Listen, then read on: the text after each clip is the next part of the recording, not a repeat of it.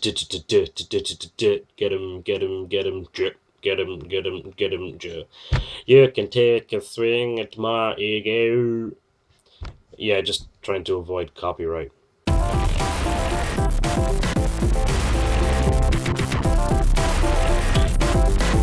Alright, everyone, this is it.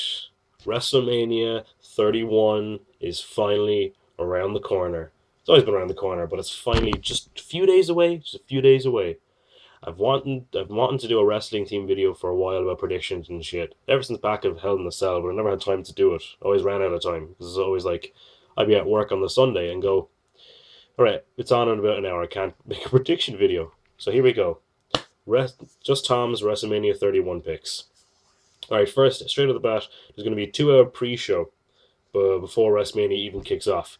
So on the pre-show, I think, yeah, it's the tag team division. So I think I might go all official and do some kind of newscaster type of thing, you know? Something like that. So maybe if I can fit, hopefully there's a thing here I can put a picture of what's going on. So first, Tyson Kidd and Cesaro, tag team champs, which is awesome, versus the Los Matadores, the New Day, and the Usos. Right, so this is a fatal four-way for the tag team championship. On the pre-show, I still don't like how they still put the fucking belts in the pre-show, but it gives you a reason to watch it all the more and more. So I'm just going to go straight to the nitty-gritty with these videos, with this video. My pick is going to be Tyson Kidd and Cesaro are going to retain, because Los Matadores, I think, were just thrown in there for no reason at all. To be honest, they should have put the Ascension in here. The Ascension debut, they should have taken out the Usos straight away, but they haven't done them right, which is a shame, because I love the Ascension. Just the rising up, it's class. I love all that, and there's intensity is really, really good, but it's just I don't think anything's going to happen soon, unfortunately, unless they just get thrown in here. Oh, I know they'll be in the card later on down the line. The New Day have gone way downhill since debuting. The promos were fun, but the execution is terrible, in all fairness. And the Usos were dominated the tag team like last year. They were the tag team division last year. So I think Tyson Kidd and Cesaro need to keep going with a heel tag team and keep the titles for here on out. Right, I'll go on to the Andre the Giant Memorial Battle Royale. I think it's like 30 men.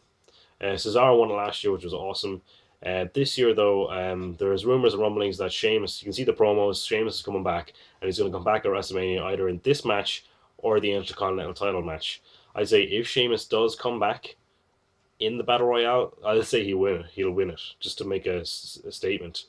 If not, because I'd like Sheamus to appear somewhere else on the card, watch out for that. I'd like, who do I want to win the Battle Royale? I really don't know. I'd love for the Mizdow, Damien Mizdow. Just, it'll come down to the last two of them or something, and the Miz will tell Mizdow to get out, and Mizdow will just be like, no, screw you, man. And then Mizdow they'll have a big fight, and Mizdow will throw him over, and Mizdow will win, and that'll set him off in a nice feud. So yeah, my pick to win is Mizdow. On to, I'd say, the Intercontinental Championship ladder match, where all 900 participants are ready to go. So the hot potato for the past couple of weeks has been pretty interesting, nonetheless. R-Truth has been the most, ever since his heel crazy type of gimmick. He's now mixed some of that crazy gimmick with being stupid now, talking about potatoes. He's just hilarious. But it's been interesting seeing the title being thrown back and forth. Kind of weird, but it's interesting nonetheless. So we have Bad News Barrett going in as the champ, R-Truth, Dean Ambrose, Luke Harper, Dolph Ziggler, Stardust, and Daniel Bryan. Here, I'd like to see Sheamus make a return and enter the match. He'll come out as a face, but during the match he'll heal it up. He'll really start to work all the face wrestlers and just start playing against the crowd, which would be really, really interesting. Sorry, I have a cold.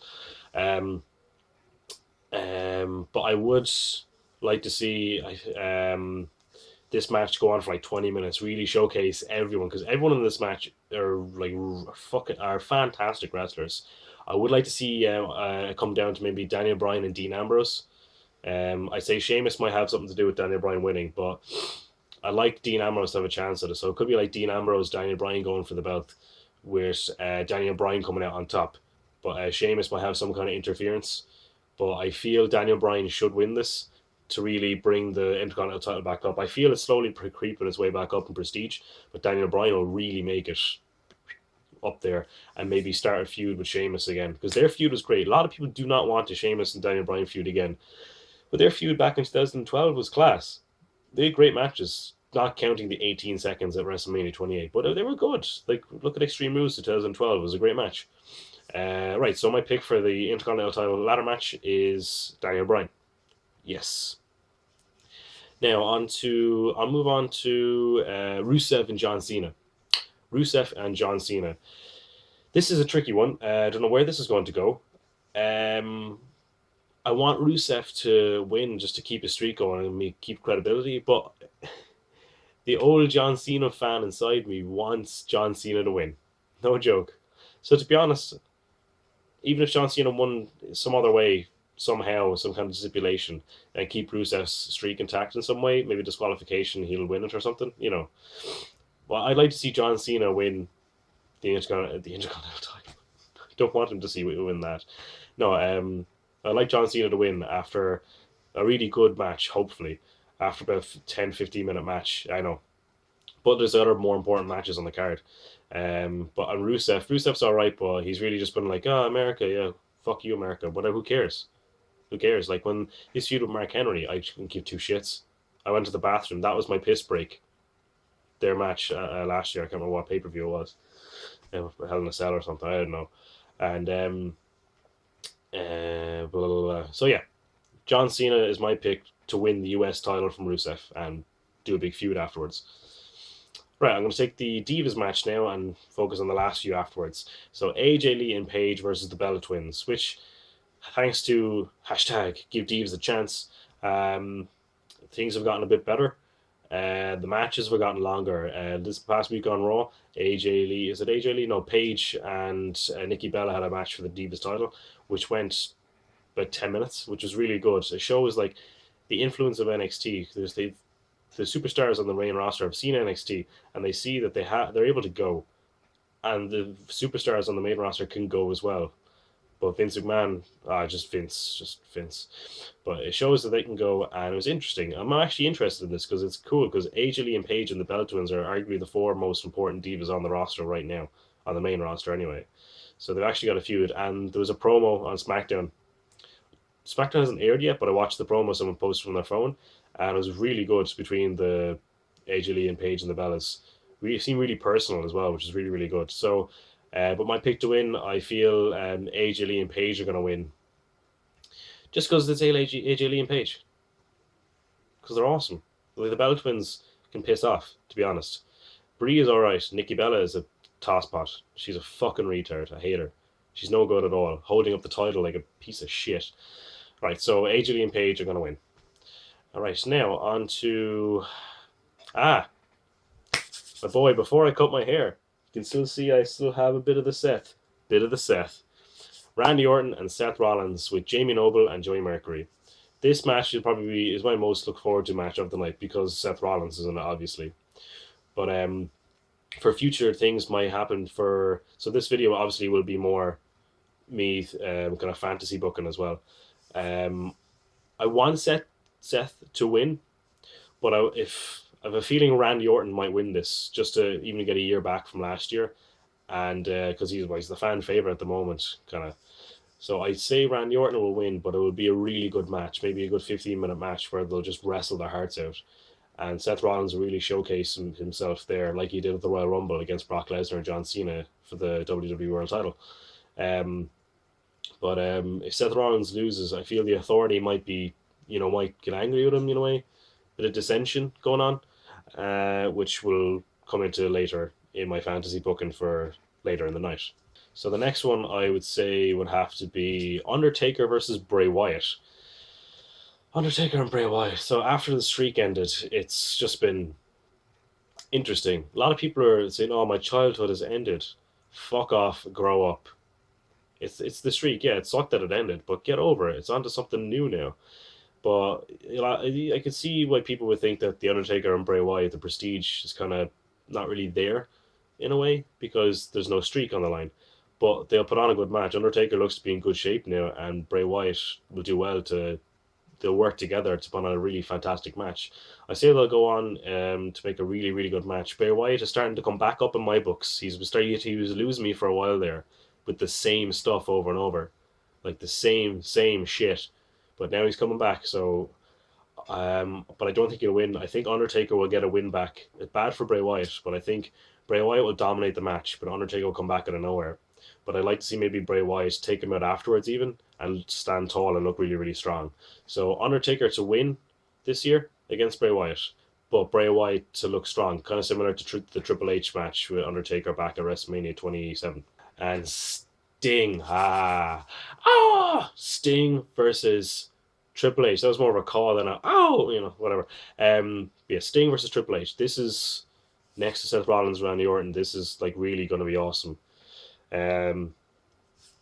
So again, another maybe 30 minutes maybe this match. I feel this match might be a bit more brutal, but the whole because they're playing with the bat and the sledgehammer, something might happen where what is it called? Like there might be some no disqualification last minute thing going on, and Sting and Triple H will use both their weapons.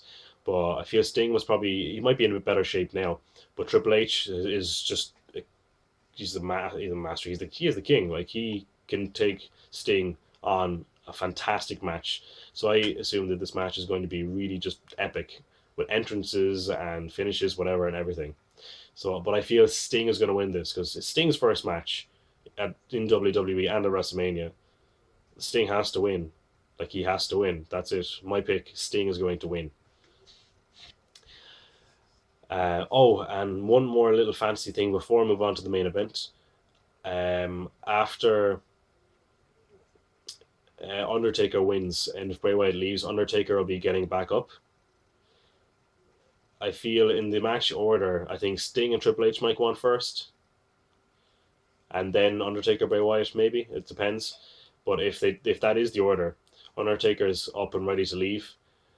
Then the lights go out, the crow goes off, and Sting is in the ring and challenges Undertaker to a match at next year's WrestleMania. That's just my fantasy right there. Here we go. The big one, the big kahuna. The main event for the WWE World Heavyweight title, Brock Lesnar. Sorry, I didn't say that right. Brock Lesnar. Can't do as well, Paul Heyman. Versus Roman Reigns. Right. I assume all of you know, everyone's known the whole deal with Roman Reigns ever since he won the Royal Rumble. But here's my thing. Fuck all of you. Everyone. I remember at Survivor Series 2013, it was the Shield and a couple other heels against a group. I really wish I remember them. I can't. But Roman Reigns was the last survivor, and he took out 4 other guys.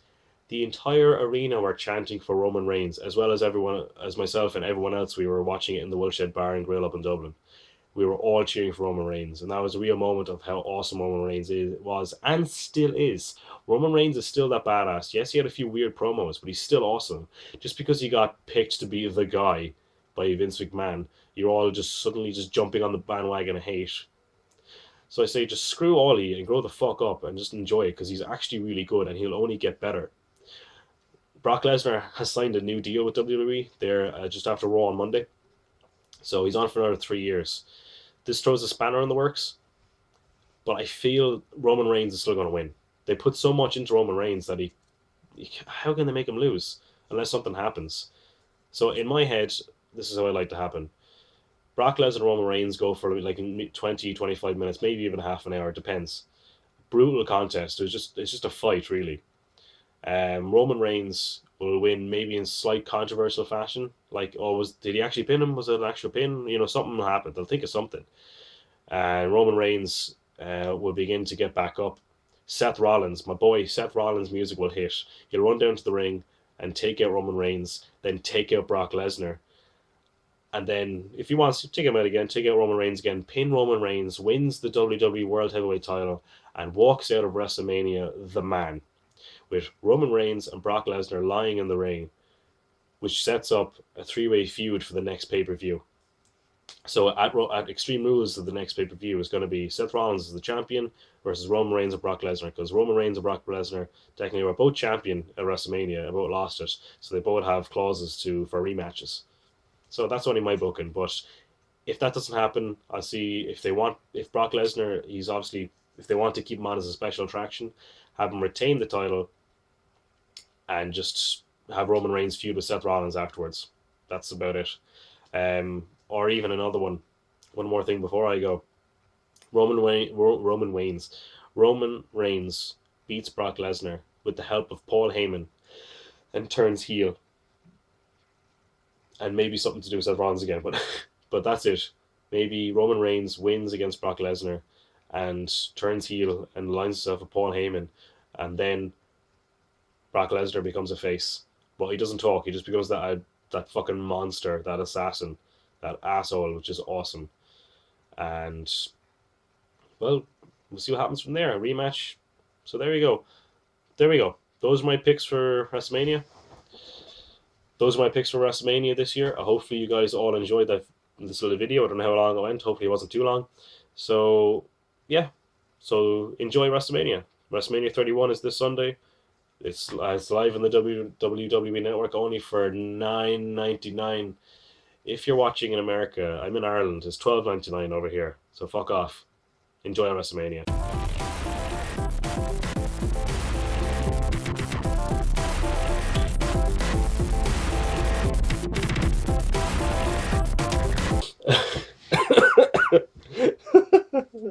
Oh, I'm such an idiot.